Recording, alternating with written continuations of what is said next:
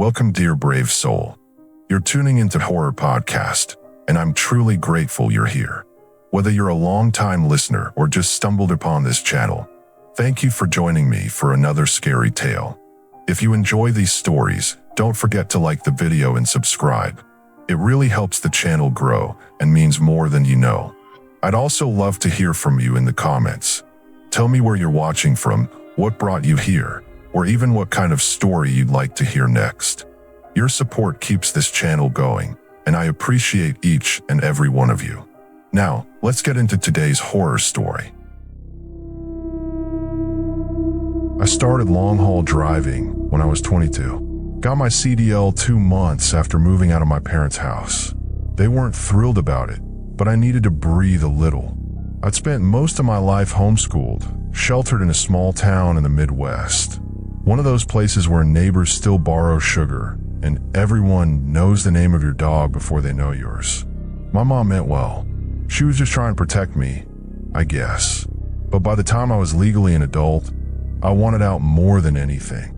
And trucking, for all its solitude, felt like freedom. A steering wheel, a quiet cab, and the open road. My name's Nathan, by the way. I've always been kind of quiet guy. Not shy, exactly. Just not great with people.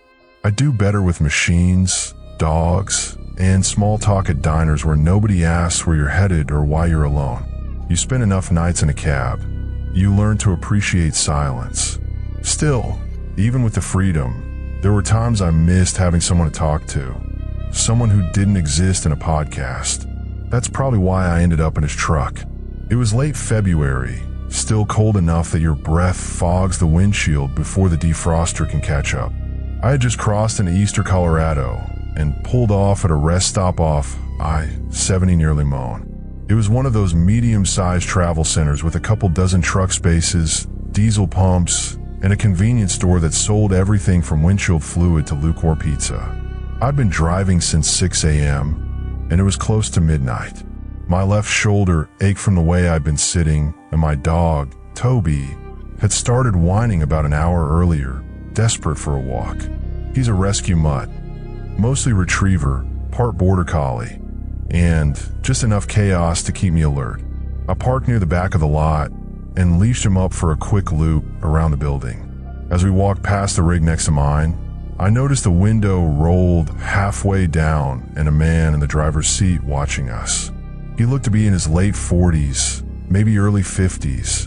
Stocky, square shoulders, wore a flannel jacket zipped up tight, and had that wind-chapped face truckers tend to get after years of sun and diesel air. When we got close, he smiled and said, "Nice dog. What is he? Shepherd mix." Something like that, I replied, slowing just enough to be polite. "He friendly. Depends on the person," I said, patting Toby's side. "He's usually shy. Smart boy. Dogs that don't trust people right off. That's a good instinct." I smiled, unsure of what to say. "You out of Amarillo?" he asked. I hesitated. "New Mexico," I answered vaguely. He nodded, then gestured his rig. "If you want to chat a bit, I got some coffee going. Been a long day, and I wouldn't mind some company." Normally I would have just said goodnight, but something in his voice felt calm, easy. I hadn't talked to anyone face to face in almost 2 days, and I figured if he was parked here, he was just another driver looking to pass the time. I told him I'd be back in a few minutes, walked Toby around the lot, then brought him back to the truck and gave him water and a treat. He was still on edge, ears pricked, tail stiff, but I figured it was just a new place with unfamiliar smells. I climbed down from my cab, zipped up my jacket, and headed over to the guy's rig. He opened the passenger side door for me, and I had to climb up the steps to get in. The inside smelled like stale coffee and fast food wrappers, but it wasn't filthy. He had some stuff stacked neatly on the dashboard, snack bars, a GPS, a phone cradle, and a small black Bible wedge between the seats. "You drive reefer or dry?" he asked as I settled in. "Dry. Small carrier out of Los Lunas." He nodded, taking a sip from a metal thermos. "Used to run flatbed, but my back couldn't take it anymore. Been hauling general freight the last few years. Pays less, but easier on the joints. We talked about lanes, diesel prices, way stations, normal stuff. I started to relax a little. He was good at keeping the conversation moving, asking the kind of questions that make you feel like you're being seen without really being exposed. That was until he asked if I noticed how many times our arms had touched. I blinked, confused. What? Since you've been sitting there, he said, voice low. Our arms touched 6 times. I hadn't noticed. I was leaning against the center console a little, sure, but I hadn't even felt it. He smiled like that meant something. My instinct told me to laugh it off, so I did. He stared for a beat too long before changing the subject. Ever wonder how people can tell things about you, even when you don't say anything? I shrugged, pretending not to understand. Like, when I saw you and your dog earlier, he continued. I knew right away you were raised quiet, polite, like it didn't get out much. That hit closer than I expected. I nodded slowly. He smiled. I was the same way. Homeschooled, always inside. People like us, we read each other different. I didn't know how to respond, so I just nodded again. Then he started asking more personal questions. Where I lived, who I lived with, did I have family, was I close with them, what church I went to. I answered vaguely at first, but he kept pressing. I tried to steer the conversation back to work. Asked what company he drove for, but he ignored the question. Can I ask you something? He said after a while. Sure, I said, though I regretted it immediately. Have you ever felt like someone knew something about you before you said it out loud? I hesitated, maybe once or twice. He leaned back and looked at me for a moment. You played piano when you were a kid, didn't you? I felt my stomach twist. Yeah, how'd you? He cut me off. And you said it wasn't your talent. That God let you borrow it. I froze. That quote had been printed in a small town newspaper when I was 12. It was part of a feature on a charity recital I held to raise money for a national competition. There's no way this guy could have known about it. It wasn't online, at least not anywhere I'd ever seen. Excuse me, I said, more defensive than I meant to sound. He just smiled. I've got a good memory, especially for things that matter. I was starting to sweat despite the cold. My eyes flicked to the dashboard clock. I'd been in his truck for over 2 hours. He leaned in slightly. You ever think about doing something different? Riding along for a while. I've got to stop down in Kansas City, then looping back through New Mexico. Could use the company. I try to keep my voice calm. I can't leave my rig. And I've got my dog. He nodded like he understood, but didn't back down. You can park your truck here, just for a night. Nobody would bother it. I'd bring you back tomorrow. I shook my head. I've got dispatch waiting on me. He tried one more time, said he had a guest room back at his place in Amarillo. I declined again, firmer this time. He didn't like that. His expression didn't change, but something in his eyes shifted, like he was doing math in his head. We sat there in silence for another minute before I stood up and said I needed to walk my dog again. He didn't stop me, just said, all right, maybe later. I climbed out, heart pounding, and went back to my truck. I didn't take Toby out. I just locked the doors, pulled the curtains, and pushed both front seats forward to block the cab in case someone tried to climb in. I lay there the rest of the night, wide awake, waiting to hear footsteps that never came. By morning, his truck was gone. I let out a breath I hadn't realized I'd been holding. Started the engine, got moving, tried to forget about it. But a few hours later, my phone rang. I didn't recognize the number, but I answered. So why'd you tilt your seats forward last night? My skin crawled. I lied, to keep the dog from jumping on them. There was a pause. Makes sense. I said nothing. After a few more lines of small talk, I told him I had to go. He hung up. I blocked the number immediately. Then I pulled into the next town I hit and bought a new SIM card. I don't know how he found my number. Maybe I gave it to him without realizing. Maybe he saw it on something in my truck. I'll never know.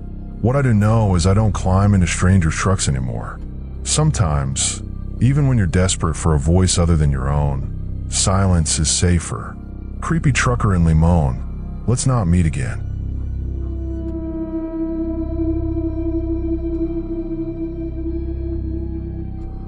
It happened on the last day of a 2-week road trip. My girlfriend and I had driven from Oregon to North Carolina and were headed back, somewhere in that endless stretch of southern Utah. The kind of place where the landscape looks like it hasn't changed in 1,000 years. Red rock cliffs, dry brush, and open sky for miles. Beautiful in its own way, empty in every other. You get used to that kind of scenery after a while. You stop expecting rest stops or gas stations. You drive until the tank gets close to empty, and then pray for a sign on the horizon. We'd already gotten better at timing it, pulling over when we could instead of when we had to. We were both running on fumes, mentally and physically. My name's Daniel. I was 25 at the time, and by that point in the trip, we were taking fewer breaks, eating more out of coolers, and rotating driving shifts with barely a word. The kind of quiet that only comes from exhaustion. The dog, Max, had been asleep in the back seat for hours, curled into himself like a cinnamon roll, twitching in his dreams every now and then. When the green rest area sign appeared, neither of us said anything. It just happened. I flicked the blinker, and Emily leaned her head against the window like she was grateful to stop moving. It was early afternoon, mid-spring. The kind of weather where the sun heats the inside of your car, just enough to make your bones ache. You can't tell if it's the sun or the driving that's wearing you down, but either way, it was time for a break. The rest stop was small, barely a loop off the highway. A few faded picnic tables in the dirt, a single concrete building with a cracked blue restroom sign above the door, and about a dozen parking spots in a semicircle around it. There were 3 semi-trucks parked side by side at the far end of the lot, their hoods lined up like tired horses. No other cars, just us in them. Emily got out first and headed straight for the restroom. She didn't say anything, just stretched, gave me a sleepy nod, and started walking. Max stirred in the back seat, his nose pushing toward the window as if he already knew it was time for a break. I stepped out and clipped the leash to his collar. The pavement was warm under my shoes, the air dry and buzzing faintly with that desert silence, the kind that makes your ears feel full. Max sniffed around the car, pulling the leash slightly as he moved toward the edge of the lot. I wasn't really paying attention, just zoning out, watching him nose at the base of a trash can, my hands in my pockets. I was already thinking about the next gas station, whether we still had any cold drinks left in the cooler, if I remembered to charge my phone the night before. Just background thoughts, until I heard someone yell behind me. It wasn't loud, not sharp, just a single voice calling out. I turned, a little startled. One of the truckers was leaning out his driver's side window. Older guy, probably in his late 60s. Big frame, thick neck, heavy set. His beard was gray, trimmed, and he wore aviator sunglasses that hid his eyes. His rig was white with faded blue stripes. Nothing flashy, just a standard long hauler. Looked clean, looked normal, but I couldn't hear what he was saying. The engine on his truck was idling, loud and steady, and I caught maybe half a syllable over it. "Sorry," I called out, taking a few steps toward him. He said something again, still couldn't hear it. "What?" I asked, holding my hand to my ear, signaling I couldn't make it out. He waved me closer. "Come on, can you come here a second?" I hesitated. I wasn't trying to be rude, but I also wasn't eager to walk up to a stranger's truck in the middle of nowhere. Still, I figured maybe he needed directions. Maybe he dropped something. Maybe he was just lonely and looking for someone to talk to. I took a few cautious steps forward, stopping about halfway between the car and his passenger door. "What did you say?" I asked again, a little louder this time. He shifted in his seat and leaned out more. "I lost my phone," he said, like it was no big deal. "Can you help me look for it?" That threw me off. "Where'd you lose it?" "In the truck," he said, gesturing toward the cab. I think it slipped down between the seats. Something about the way he said it didn't sit right. Not the words exactly, the tone, like he was rehearsing it, like he'd already said it before. We'd only just pulled in. Not even 2 minutes had passed, and he was already flagging down a stranger to climb into his rig. He leaned out again, patting the edge of his passenger door. "Can you come up here and give me a hand?" I didn't move. My gut pulled hard. That quiet alarm we don't always listen to, but always feel. A cold shift in the wind. A low-pressure drop in the chest. Max had stopped sniffing and was now standing beside me, completely still. His head was turned toward the truck, ears up, tail down. He didn't bark, didn't growl, just watched. I glanced at him, then back at the man. He was still watching me too. Sunglasses still on, still unreadable. I forced a smile. "Nah, man, I'm good. You want me to call it for you?" He tilted his head slightly. No. I just need you to come in and help me look." There was a pause, long enough for my stomach to drop. It was the way he said, "Come in," that caught me. Not help, not call. Come in. I took a step back. "Yeah, no thanks," I said, voice firmer. "I'm good. You won't help me?" he asked. He didn't sound angry. He sounded surprised, like my refusal offended him, like he'd expected this interaction to go another way. "Nope," I said flatly. "Get out of here." We stared at each other across the parking lot.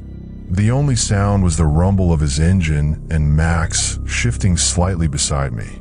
Then, slowly, the truck started to move. He pulled away from the other trucks, inching forward down the edge of the loop.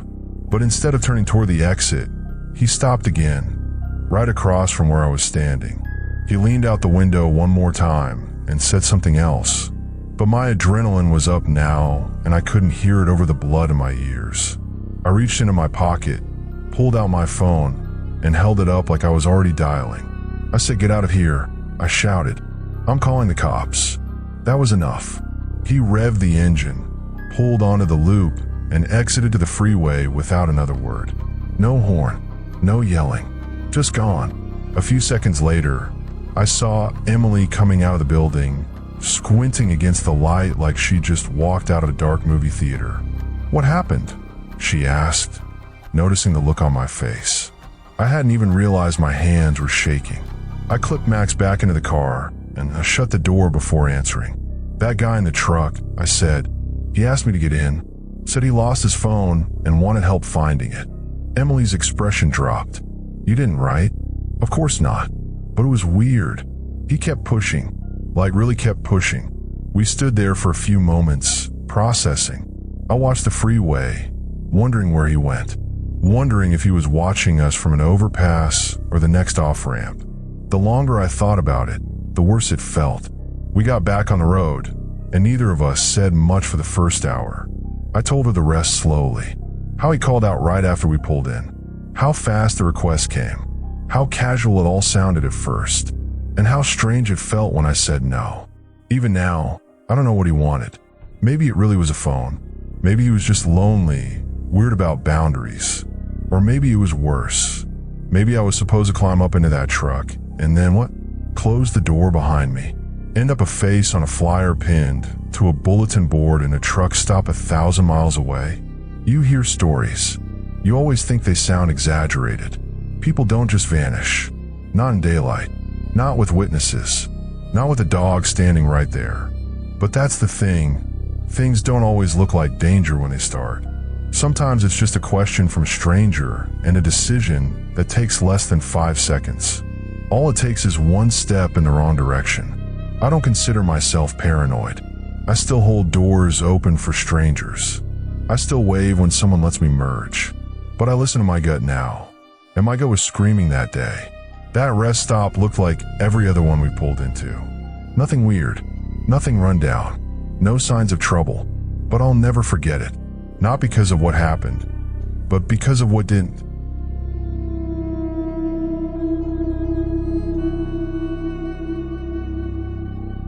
It was a Thursday night in early March, and I was walking to my closing shift at the truck stop diner just off Route 84 in Boise. I worked 4 nights a week, usually late, usually alone. The walk was about 20 minutes from the small one-bedroom I rented with my sister, and unless the weather was awful or I was too tired to care, I didn't mind it. It gave me time to think, listen to music, zone out a little before the chaos of night shift regulars, truckers, tired travelers, the occasional drunk local. I'm Elena. I was 23 at the time, barely making rent, eating a lot of grilled cheese and off-brand cereal. The truck stop gig paid better than most places around and came with fewer creepy managers than the last job I had, so I stuck with it. Tips were decent, especially from the drivers who appreciated a warm plate and someone who actually refilled the coffee without being asked 3 times. That night, the air had a weird bite to it. Not cold exactly, just dry. Empty feeling. I had my hoodie up and my hands buried in the pocket. I wasn't in a hurry. My shift didn't start until 9 o'clock, and it was only 1:45. The sidewalk along Victory Road was cracked and uneven, the kind where tree roots push the pavement like they're trying to escape something underground. I was halfway down the block when I noticed headlights behind me. Not unusual. That stretch of road is mostly quiet at night, but cars come through. Delivery vans, local workers heading home, the occasional trucker who took the wrong exit and needed to circle back to the freeway. But this one slowed. I heard the engine before I turned to look. A long, low rumble. Not a car. Not a pickup.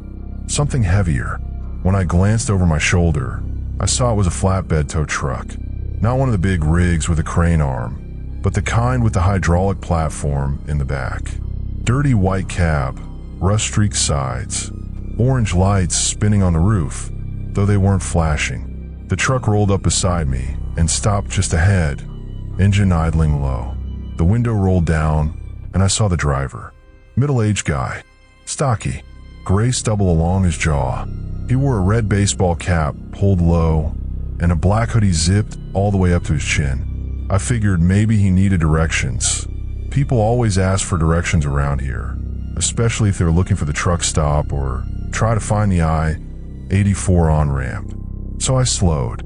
I didn't walk all the way up to his door. I wasn't stupid, but I stood about a few steps back, hands still in my hoodie pocket, max volume still in one earbud.